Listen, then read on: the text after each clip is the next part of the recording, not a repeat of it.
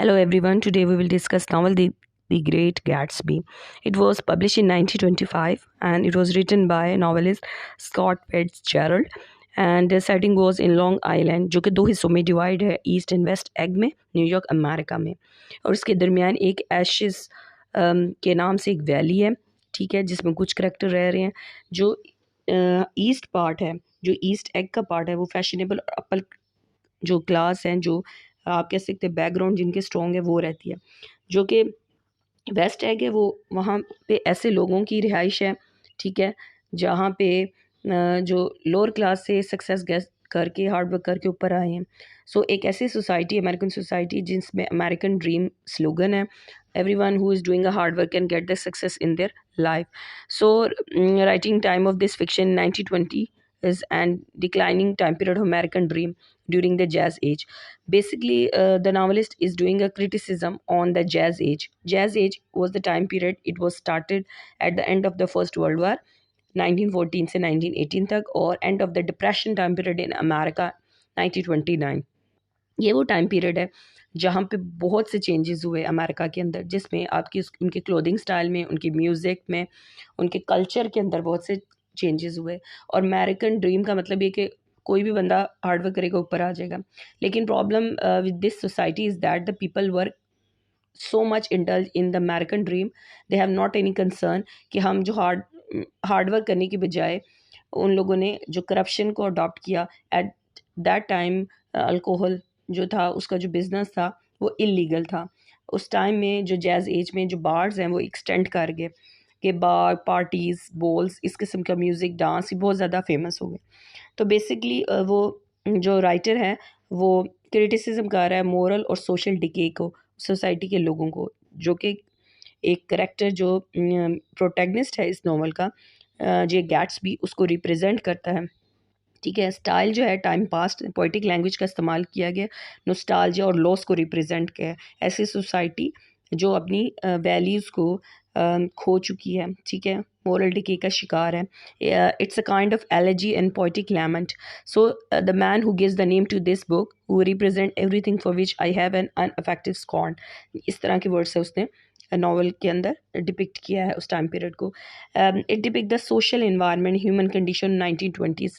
ये वो time period 1920s आप कह सकते हैं एम्प्टीनेस का टाइम पीरियड है, लोगों की अखलाकियात, disillusionment of the American dream, lost जो जनरेशन है उसका टाइम पीरियड है। जो हमारा गैट्सबी है वो बंदा, he is a very mysterious man.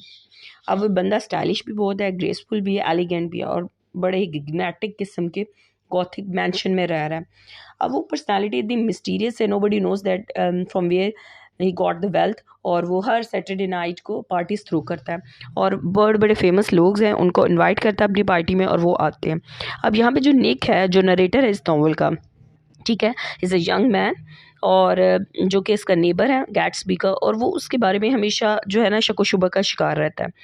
जो मेरा वॉल्फ शैम है वो basically he is a friend और पार्टनर भी है, ठीक है। और वो जो इलीगल एक्टिविटीज़ गैट्सबी कर रहा है उसमें उसका पार्टनर है, आप कह सकते हैं कि दोनों का जो बिज़नेस है सिमिलर है।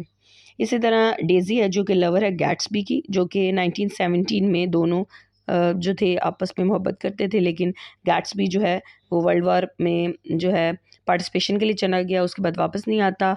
और डेज़ी जो है फिर एक अमीर आदमी जो टॉम है, अपना सोशल स्टेटस इंक्रीज़ करने के लिए उसकी वेल्थ से मुतासर होकर टॉम के साथ शादी कर लेती है। ऑल दो जो टॉम है वो ऐसी पर्सनैलिटी का बंदा है जो कि he has a extra marital affair with the women Myrtle Wilson.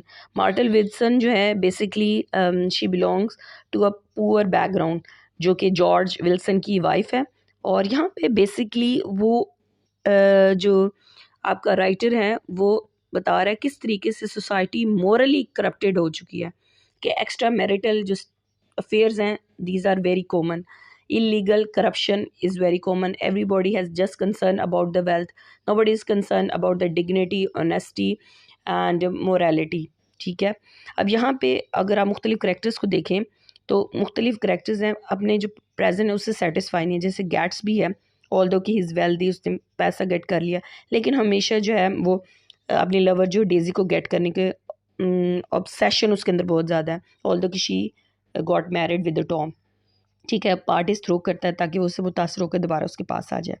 अब इसी तरीके से जो टॉम है, जो रिच आदमी है, वो हमेशा अपने पास्ट के अंदर रहता है कि वो फुटबॉल करियर को कंटिन्यू करना चाह रहा है, उसी के अंदर स्टांस के अंदर रहता है।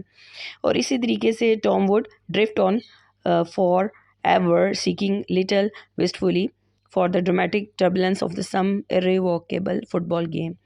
मुख्तलिफ करेक्टर्स हैं, उनके ऑब्सेशंस हैं। इस तरह डेज़ी है जो कि ऐसी पर्सनैलिटी है, वो भी अपने पास्ट के अंदर ही हर वक्त मुब्तला रहती है और वो कोशिश करती है always planning trips to the city और रिकलेक्टिंग द ओल्ड फेलोज, और हमेशा अपने प्रेजेंट से डिससेटिस्फाई पास्ट की तरफ मूव करती है और अपने प्रेजेंट से अनकंफर्टेबल और नॉक्शियस रहती है।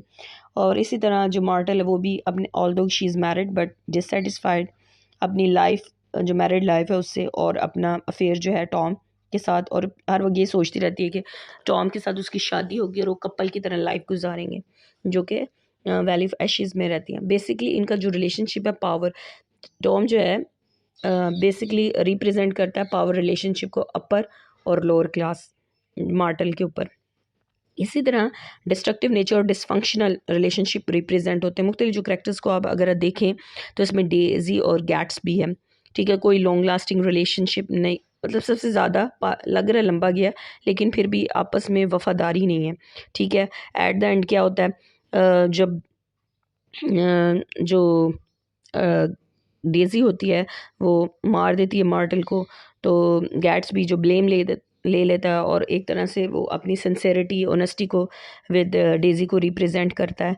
लेकिन जो है कुछ भी ऐसा नहीं डेजी की तरफ से आता। वो शी वॉज फीलिंग इनसिक्योर और फेयर होती है, बहुत ज़्यादा खौफजदा होती है और ब्लेम नहीं लेना चाह रही होती, सच को बाहर नहीं लेके आती कि उसने जो मार्टल है उसको कत्ल किया होता है। ठीक है, ये ऐसे सारी की सारी मतलब आपस में जो करेक्टर्स हैं आपस में ही उनके रिलेशनशिप इतने स्ट्रॉन्ग नहीं हैं, आपस में ही एक दूसरे के साथ कंफर्टेबल नहीं है। इसी तरह डेजी का अपनी बेटी के साथ रिलेशनशिप इज समथिंग लाइक, जब निक उसका कज़न जो है उसके बारे में, बेटी के बारे में पूछता है, तो आगे से कहते हैं I suppose she talks Yeats and everything. कि मैरिज जो है एक ऐसा रिलेशनशिप है, यहाँ पे आपको चाहे टॉम एंड डेजी का रिलेशनशिप हो, चाहे मार्टल और जॉर्ज विल्सन का रिलेशनशिप हो, आपको एक्स्ट्रा मैरिटल अफेयर्स नज़र आएंगे। हर बंदा एक दूसरे को डॉज दे रहा है, चीट कर रहा है। इसी तरह अमेरिकन ड्रीम जो मेन इसका थीम है वो अमेरिकन ड्रीम है, कि अमेरिकन ड्रीम जो होता है कि everybody who is hard working, who has a capability to do the work hard, they can achieve whatever they want in the America। American के अंदर ये उसका पूरी दुनिया के लिए एक स्लोगन है। यहाँ के इसका साइड इफ़ेक्ट ये हुआ कि लोगों ने, जैसे कि गैट्स भी था, उसने अपने वेल्थ को अचीव करने के लिए करप्टेड वेज यूज़ किए, करप्शन का इस्तेमाल किया, इलीगल एक्टिविटीज़ में, बूट लैगिंग में इन्वॉल्व हो गया, इस किस्म की एक्टिविटीज़ में, और वेल्थ को अचीव किया ताकि जो है उसकी जो लवर है डेजी उसकी तरफ अट्रैक्ट हो, जैसा कि उसका सोशल स्टेटस टॉम का है। इसी तरीके से आप देख सकते हैं American dream is just like a green light की तरह, जिसे वो जो गैट्स भी प्रोटेक्टिस्ट हमारा उसे देखता है और एज्यूम करता है just like a ideal. So the gets be had it in the great wealth and status, but हमेशा क्या डिससेटिस्फाइड रहता है। गैट्स भी अपनी सक्सेस के बावजूद उसके अंदर, कहते हैं ना, एक एलिमेंट ऑफ कंटेंटमेंट वो नहीं होता। इसी तरीके से अगर आप सोसाइटी के स्ट्रक्चर को एनालिसिस करें तो क्लास कॉन्फ्लिक्ट नज़र आएगा। जो लोग नीचे से ऊपर आए हैं, मीन जो वेल्थ गेट करके, जिनका बैकग्राउंड कोई वेल्दी नहीं है, जो कि वेस्ट एग से बिलोंग करते हैं, वेस्ट एग में रह रहे हैं, उन्हें न्यू मनी के नाम से रिप्रेजेंट करता है। जैसे कि जे गैट्सबी जो था, उसको न्यू मनी के नाम से आप कह सकते हैं एक ऐसी प्रोडक्ट, ऐसे बंदे को रिप्रेजेंट करता है। और जो जिनका बैकग्राउंड स्ट्रॉन्ग है, जो वेल्दी एलीट क्लास है, उसे ओल्ड मनी के नाम से रिप्रेजेंट किया है। ठीक है, पेनिट्रेट तो कर देंगे ये अपर क्लास में, लेकिन वो कभी भी उन्हें इक्वेलिटी की नज़र से नहीं देखेंगे। So Myrtle belong to a working class but she prefer to live with upper class Tom. ठीक है, कि एक्स्ट्रा मैरिटल जो अफेयर है वो उसको मतलब ठीक समझ रही है, लेकिन जो है डिससेटिस्फाइड है अपनी वर्किंग क्लास से। जॉर्ज जो कि एक बहुत ही मतलब आप कह सकते हैं मोहब्बत करने वाला हस्बैंड है, उसके बावजूद वो उससे डिससेटिस्फाइड है। और Daisy and Gatsby dated but never married, and she preferred the Tom on him due to the status and eliminate the threat to her marriage or the hit and run accident rather than walking away from her cheating।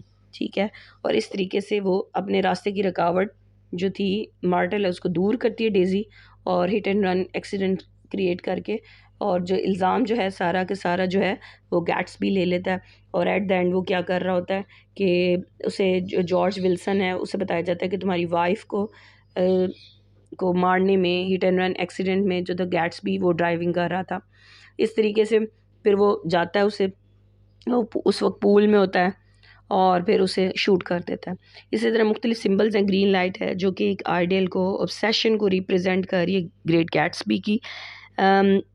बिल्कुल इसी तरह कि जैसे कि वो गोल अपनी ज़िंदगी में अचीव करना चाहता है। गोल उसका क्या है? वेल्थ अचीव करना और डेजी को अपनी लाइफ में लाना। So Nick compare the green light to how America rising out of the nation must have look to early settler of new nation. एक इसकी इंटरप्रिटेशन ग्रीन लाइट की ये भी है, ठीक है। और जो गैट्स भी होता है एसोसिएट करता है ग्रीन लाइट को with his lover Daisy and जो कि ग्रीन लाइट जो डेजी के जो डॉग है उसके ऊपर at the end of the dog में वो जल रही होती है, जो हार्डली विजिबल होती है उसको गैट्सबी को अपने लॉन के अंदर। सो एक तरह से आइडियल एक अनअचीवेबल अनअटेनेबल चीज़ को रिप्रेजेंट करती है। द वैली ऑफ एशेस एक ऐसी जगह जो ईस्ट और वेस्ट एग के दरमियान में है, डंपिंग प्लेस है, ठीक है।